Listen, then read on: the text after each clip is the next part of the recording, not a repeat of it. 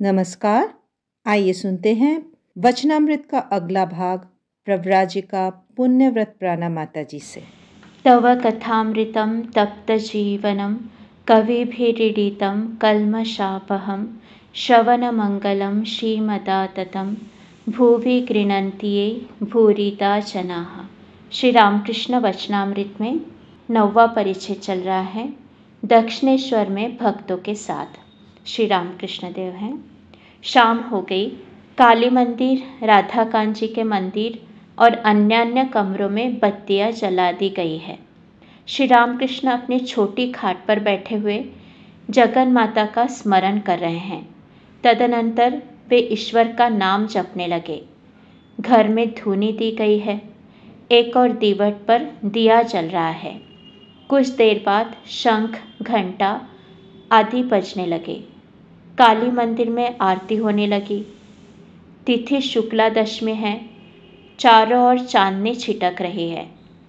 आरती हो जाने पर कुछ क्षण बाद श्री रामकृष्ण मणि के साथ अकेले अनेक विषयों पर बातें करने लगे। मणि फर्श पर बैठे हैं।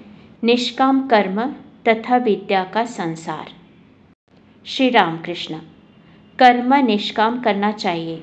ईश्वरचंद्र विद्यासागर जो कर्म करते हैं वे अच्छे हैं।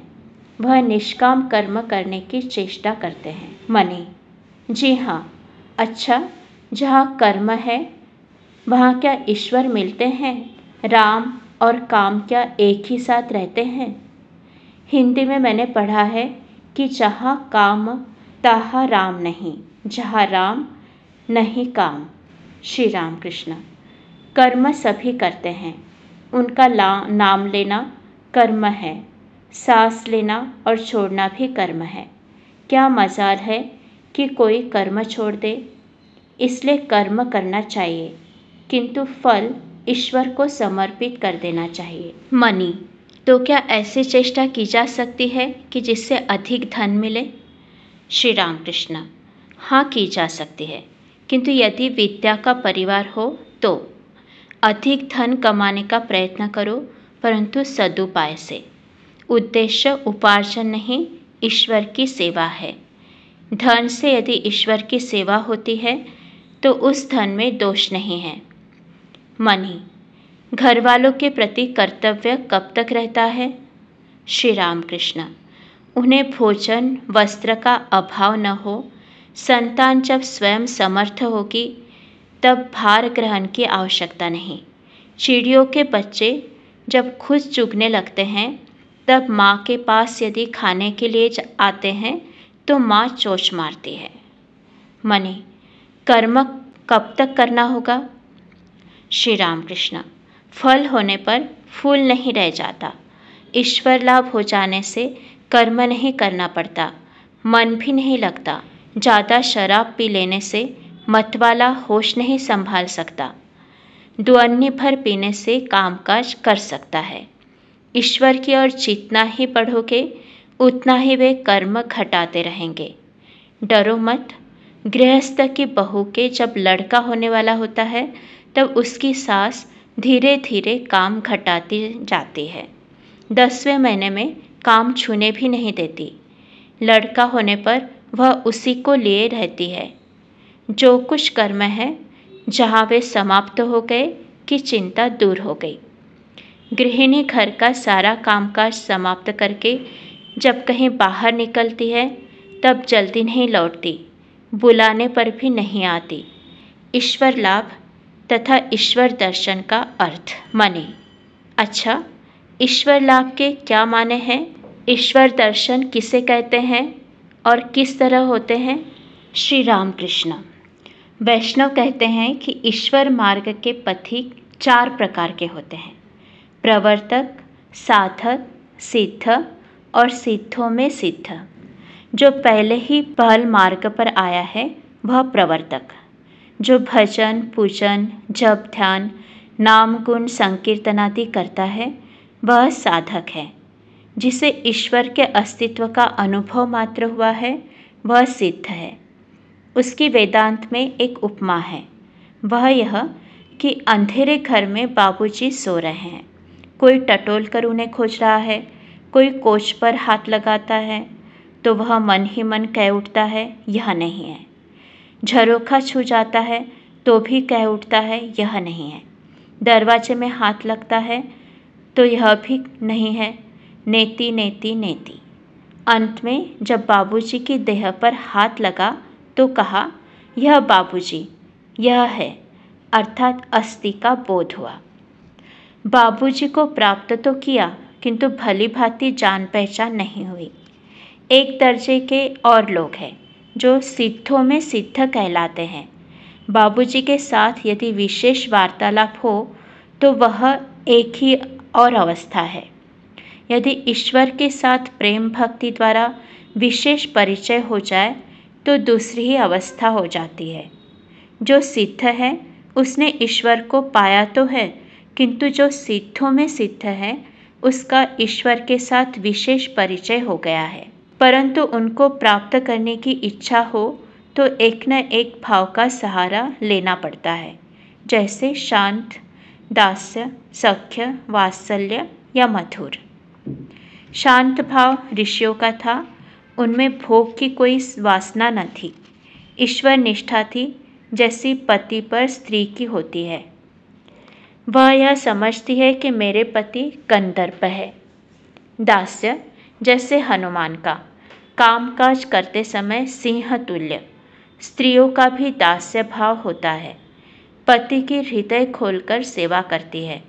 माता में भी यह भाव कुछ कुछ रहता है, यशोदा में था। सख्य मित्र भाव, आओ पास बैठो। सुदामा आदि श्री कृष्ण को कभी जूठे फल खिलाते थे, कभी कंधे पर चढ़ते थे। वात्सल्य जैसे यशोदा का, स्त्रियों में भी कुछ कुछ होता है। स्वामी को खिलाते समय मानो जी काढ़ कर रख देती है। लड़का जब भरपेट भोजन कर लेता है तभी माँ को संतोष होता है। यशोदा कृष्ण को खिलाने के लिए मक्खन हाथ में लिए घूमती फिरती थी। मधुर जैसे श्री राधिका का, स्त्रियों का भी मधुर भाव है। इस भाव में शांत, दास्य, सख्य, वात्सल्य सब भाव आते हैं। मणि क्या ईश्वर के दर्शन इन्हीं नेत्रों से होते हैं? श्री रामकृष्ण चर्म चक्षु से उन्हें कोई नहीं देख सकता। साधना करते करते शरीर प्रेम का हो जाता है। आंखें प्रेम की, कान प्रेम के, उन्हीं आँखों से वे देख पड़ते हैं। उन्हीं कानों से उनकी वाणी सुन पड़ती है। और प्रेम का लिंग और योनि भी होती है। यह सुनकर मणि खिलखिलाकर हंस पड़े। श्री रामकृष्ण जरा भी नाराज न होकर फिर कहने लगे, श्री रामकृष्ण इस प्रेम के शरीर में आत्मा के साथ रमन होता है। मणि फिर गंभीर हो गए। श्री रामकृष्ण ईश्वर को बिना खूब प्यार किए दर्शन नहीं होते। खूब प्यार करने से चारों ओर ईश्वर ही ईश्वर दिखते हैं। जिसे पीलिया हो जाता है उसे चारों ओर पीला दिखाई पड़ता है। तब मैं वही हूँ यह बोध भी हो जाता है। मतवाले का नशा जब खूब चढ़ जाता है तब वह कहता है मैं ही काली हूँ। गोपियाश प्रेमोन्मत्त होकर कहने लगी मैं ही कृष्ण हूँ। दिन रात उन्हीं की चिंता करने से चारों ओर वे ही दिख पड़ते हैं। जैसे थोड़ी देर दीप शिखा की ओर ताकते रहो तो फिर चारों ओर सब कुछ शिखामय ही दिखाई देता है। क्या ईश्वर दर्शन मस्तिष्क का भ्रम है? मनी सोचते हैं कि वह शिखा तो सत्य शिखा है नहीं। अंतर्यामी श्री रामकृष्ण कहने लगे, चैतन्य की चिंता करने से कोई अचेत नहीं हो जाता। शिवनाथ ने कहा था ईश्वर की बार बार चिंता करने से लोग पागल हो जाते हैं। मैंने उससे कहा चैतन्य की चिंता करने से क्या कभी कोई चैतन्यहीन हो सकता है? मनी जी समझा। यह तो किसी अनित्य विषय की चिंता है नहीं। जो नित्य और चेतन है उनमें मन लगाने से मनुष्य अचेतन क्यों होने लगा? श्री रामकृष्ण प्रसन्न होकर, यह उनकी कृपा है। बिना उनकी कृपा के संदेह भंजन नहीं होता।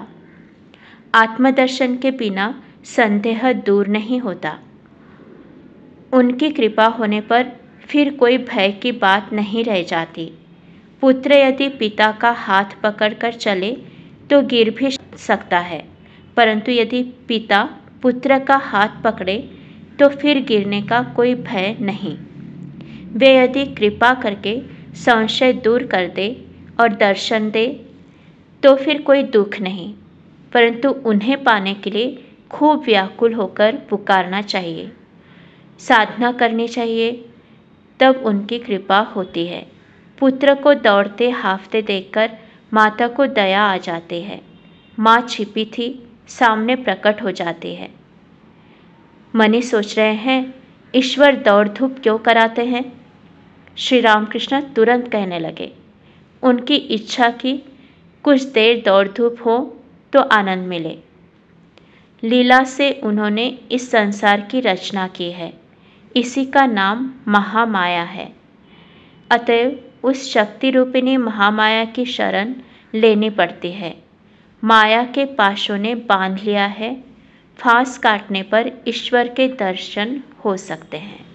आद्या शक्ति महामाया तथा शक्ति साधना। श्री रामकृष्ण, कोई ईश्वर की कृपा प्राप्त करना चाहे तो उससे पहले आद्या शक्ति रूपिणी महामाया को प्रसन्न करना चाहिए। वे संसार को मुग्ध करके सृष्टि, स्थिति और प्रलय कर रही है। उन्होंने सबको अज्ञानी बना डाला है। वे जब द्वार से हट जाएगी तभी जीव भीतर जा सकता है। बाहर पड़े रहने से केवल बाहरी वस्तुएं देखने को मिलती है। नित्य सच्चिदानंद पुरुष नहीं मिलते। इसीलिए पुराणों में है, सप्तशती में मधुकैटभ का वध करते समय ब्रह्मादि देवता महामाया की स्तुति कर रहे हैं। संसार का मूल आधार शक्ति ही है। उस आद्या शक्ति के भीतर विद्या और अविद्या दोनों हैं। अविद्या मोहमुग्ध करती है। अविद्या वह है जिससे कामिनी और कांचन उत्पन्न हुए हैं, वह मुग्ध करती है। और विद्या वह है जिससे भक्ति, दया, ज्ञान और प्रेम की उत्पत्ति हुई है, वह ईश्वर मार्ग पर ले जाती है। उस अविद्या को प्रसन्न करना होगा, इसीलिए शक्ति की पूजा पद्धति हुई है। उन्हें प्रसन्न करने के लिए नाना भावों से पूजन किया जाता है, जैसे दासी भाव, वीर भाव, संतान भाव। वीर भाव अर्थात उन्हें रमन द्वारा प्रसन्न करना।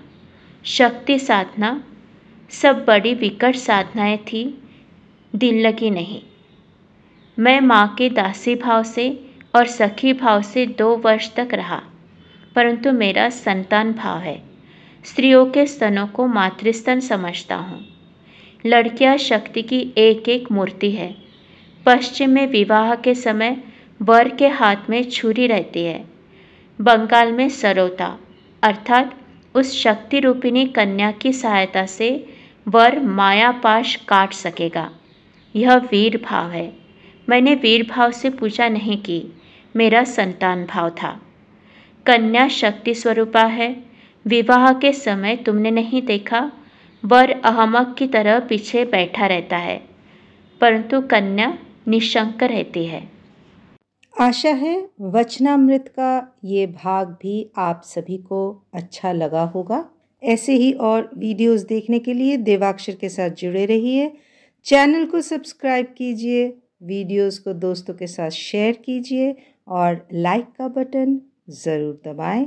आप सभी का बहुत बहुत धन्यवाद।